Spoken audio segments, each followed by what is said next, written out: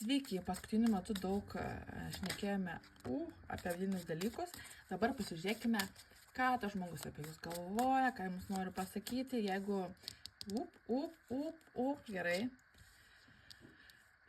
Žodžiu, jeigu tas žmogus yra dvynys, svarstyklės arba vandenis, tai arba jūs, arba tas žmogus, žodžiu, tas žmogus galvoja, kad jūs esate twin flames, tai jisai galvoja, kad jūsų sielos yra dvynės ir jisai nori jūs atsiprašyti, tas žmogus.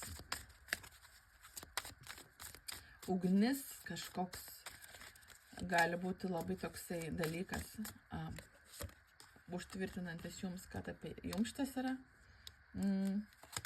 Būrimas. Tas žmogus sako, aš pats viską sugadinau, aš labai norėjau švęsti gyvenimą, aš norėjau nuotykių, aš norėjau kažkokių tai pramogų ir sugadinau šitos santykius.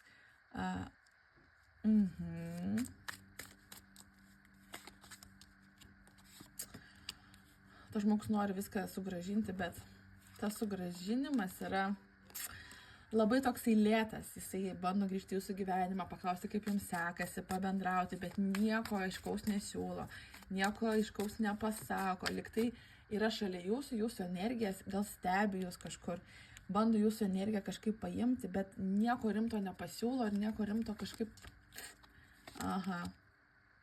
Sako, man reikia dar palaukti, man reikia tinkamo laiko, kad tau kažką pasiūlyti, nes aš nejaučiu, kad tai yra tinkamas laikas. Tai gali būti, kad tas žmogus šiuo metu bando tik pasižiūrėti, kaip jums sekasi, kaip jūs priimate jį, ar su juo bendraujate, ar nebendraujate, ar šalta esate, ar romantiškai žiūrite.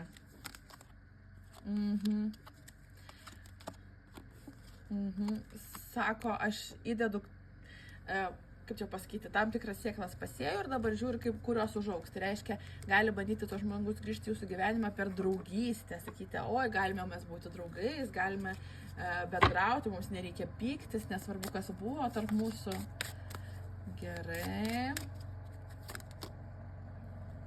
Nepasiduokite. Tas žmogus nėra jūsų twin flame, jisai nėra jūsų siela dvynė ir iš jūsų gyvenimo išėjęs su priežastim. Žiūrėkite, paleiskite tą žmogų, neįsileiskite jo savo gyvenimą net kaip draugo. Ypatingai dabar nuo rugpjūčio 4 dienos astrologiškai labai bandys daug grįžti žmonių į gyvenimą, karminių santykių ir panašiai.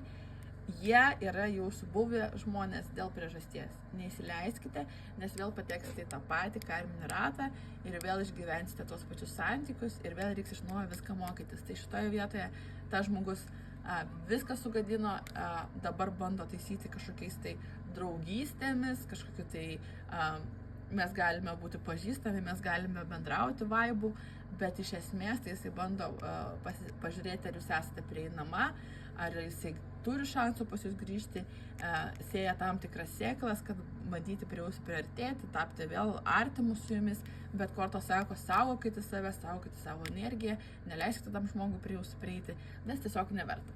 Tai būtų tiek, iki kitų susitikimų.